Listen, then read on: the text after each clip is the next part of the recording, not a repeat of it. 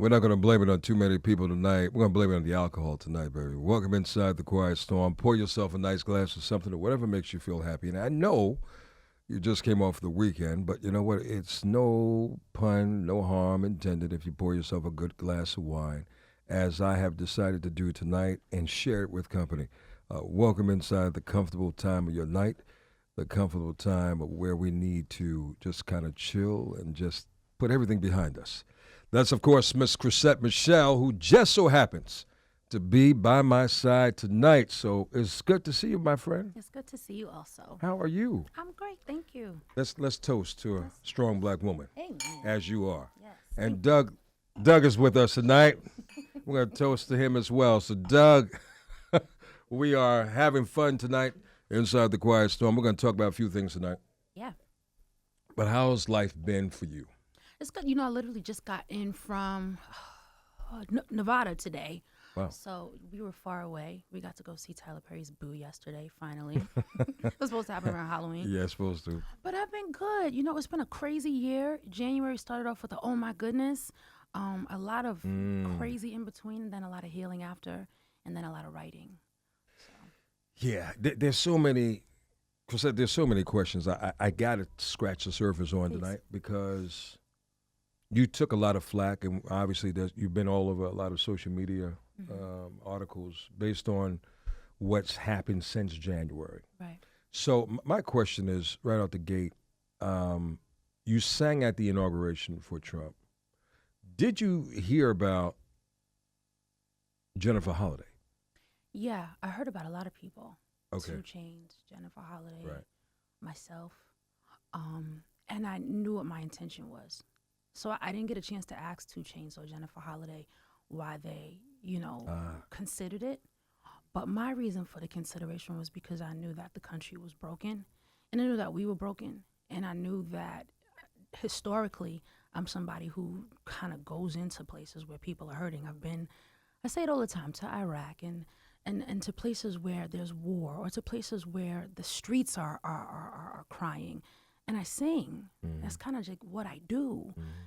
And, I decided, I'm going to go here, I'm going to sing a gospel song with one of my favorite gospel artists. And hopefully we can let people know that there's still hope after this. We don't know what this all means. We don't support Trump. We didn't vote for him. But as Christians, a part of what we do is say, we're going to make it through this. Yeah, I think because so many people who did the homework knew of his background. Of course. Especially, there was an incident that Ava DuVernay hasn't come out with. There's a project called the Central Park 5 that she's about to release soon. And it really reflects a piece of what he wanted to happen to those kids, which never happened. And he never apologized to them. But he took a huge ad out in the New York Times back in the time when it came out. And they were basically accused of raping a woman, and they never raped a woman. And they spent all these years in prison, and then they found that they were all acquitted, obviously. But that was one of many situations that people have heard about his past, and then what we heard when the pre-campaign went on. Sure. And then when he got to the level where he was going to go to, we're like, oh, wow. Yeah, no, it was jarring. I think that's the only word I can, use to describe even the feeling when he got into office. It was kind of like one of those moments where you feel all of a sudden everybody be depressed, including yourself. You feel more than at a loss for words. You feel isolated. Like, can I even live here? Do you know what I mean? I've kind of joked, but kind of serious with some of my friends who live overseas. And I'm like, sis, you got room in your house? Because I don't even know where I fit in here. We're talking about the things, baby, the things that you've been reading about, Chrisette, whether it's been on social media, whether it's been in some trade magazines, whatever the case may be. But you are definitely a strong black woman, which is the title of a forthcoming song. Thank you. That you have penned. In reflecting on what we had just talked about, though, in life, I think we all go through lessons. Yeah. We don't know why we are put to these tasks. We don't know what tests they ultimately measure up to. What did you get from this moment? I got from this that sometimes, my mother always said, Chrissy, it's not enough to have good intentions. And that always hurt my feelings because I could buy her roses and she'd be like, I'm allergic to flowers. So just because you have something that you feel like needs to be said, and just because you have intentions to better a situation, sometimes you have to think about what time you say it, how you say it, when you say it, where you say it. So it's a good thing to say, we're going to get through this. It's a good thing to say, count on Jesus. He's keep praying, keep hoping, keep dreaming, keep pushing. But that was a tender place to sing it. Yeah. It was a tender spot. It was a tender time.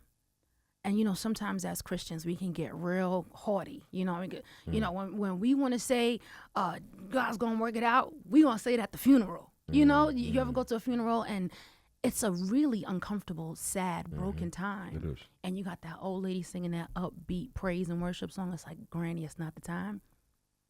That might have been what it was. So I learned that, even if I have something to say, if it hurts somebody, it's okay to say I'm sorry. If it hurts somebody truly, because there are a lot of people who are just mean, but there are some people who are really broken over my decision. There are some black women who counted on me for a lot of things as a songstress, and when they saw me on that stage, maybe they didn't even hear what I said. It was, but Chris, you're supposed to have my back. Gotcha. And in that moment, I had to say I'm sorry. In a few weeks, in under a month, you'll be celebrating another birthday. Yeah. So I'm going to say happy birthday to you. Thank you. Now, what's the plans for the birthday? You know what I really want to do? Please So tell I've me. been working at this dance school once a week. We've been on tour for 6 weeks, and every week I get to be home on Tuesday, and I get to hang out with these kids between the ages of 6 and like 15. Okay. And then I teach a choir. And then I teach yoga there also. I do this all on Tuesdays, right? Not a plug. I'm not even telling y'all where it's at.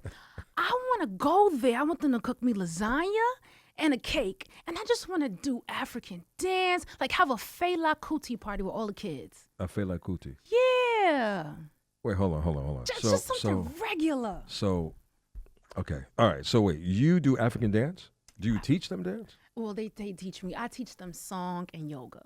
Okay. But they teach us African Wow. dance. I wouldn't say that I'm great, But it's close so to it. liberating, to just have my whole family there. Well, that'll be kids. hot. That'll be different. Originally, I wanted to do this strong black women party here in the city, but I was like, you know what? I've been through a lot this year. Yeah. I just want my family to just make me a cake. Is that much to ask? That's not much to I ask don't for. think so. No, I think that would be great. And you know what? It's nothing like the holidays to bring family close together. And when that happens, the requirement is everyone has to put their phones in a basket before they come in. Oh, are you kidding me? Right? My mother would never. Are you kidding? My mom commands your attention. You don't really get to think about something else Like when that, my huh? mother's in the room. No, yeah, she is the television. She is the foundation of how you became the strong black woman that you are Oh, today. she's incredible. Absolutely. And I'm sure a grandma is involved. I'm sure an auntie is involved. I'm sure your infrastructure is I'm there grateful. and strong. So before we get into the song, Strong Black Woman, tell me what led you, which I could possibly understand, for you to come up with this song. I mean, well, besides everything that kind of happened at me, there were a lot of people who, like I said, I hurt, and I. It's one thing to apologize, and I apologize, but it's another thing to say it with your art as an artist. Do you know? And at first, I was gonna come out with a song that was kind of like, this is what I've been through, and this is why it hurts. But instead, I wanted to say to all of the women who have supported me over the years, because there are a lot, and when you say I'm sorry, sometimes people forgive you, and then sometimes people don't. Yeah. I wanted the people who said, yo, Chris, I'm still rocking with you. I wanted them to have something to sing. And I look at them and I say, strong black women. These are women who have been through stuff, know how to forgive each other, know how to hold another sister up. I'm doing a strong black salute on all of my social media just to celebrate strong black women. So I really just wanted to take out a moment to celebrate the women who have lifted me up through this time. Black women have been and still are some of the most resistant creatures on this earth, dynamic forces. Yeah. Without women, you women, we would not have life in this world. So I salute every strong black woman, including yourself. Thank you. I know you've been through a lot. Yeah. You are now woke. You know, it's tough for me to say that I wasn't awake. You got this kid who, you know, has been at the Democratic National Conventions since she's been able to, and supporting great people since she's been able to. You know, you've got this girl who has been involved with the NAACP since she's been able to. You've got this girl who's been at the Congressional Black Caucus to support Obama and be with Hillary since she's been able to. I've been to the White House for the Obama administration. You know, I've shared time with Michelle Obama in personal moments. So I've spoken with mayors and congressmen since I've been able to, since I've started traveling. I've been giving back to schools and colleges since I've been able to. Again, I know that my intention was to sing about hope. I made a mistake and hurt people. That doesn't mean I was asleep. It means I made a mistake. Miss Chrisette Michele in our company tonight inside the Quiet Storm. Lady Green holding you down. We got the rich hipster. Yeah, she is dynamic, Grammy-nominated, Grammy Award-winning, wonderful songstress. I assume that Strong Black Woman is going to be on a forthcoming album, but in twisting that around, the label dropped you after this, or in the midst of this ordeal. And what happens to an artist? You recorded the music for the album. The album, I assume, was probably 90% filled. 100%. 100% done.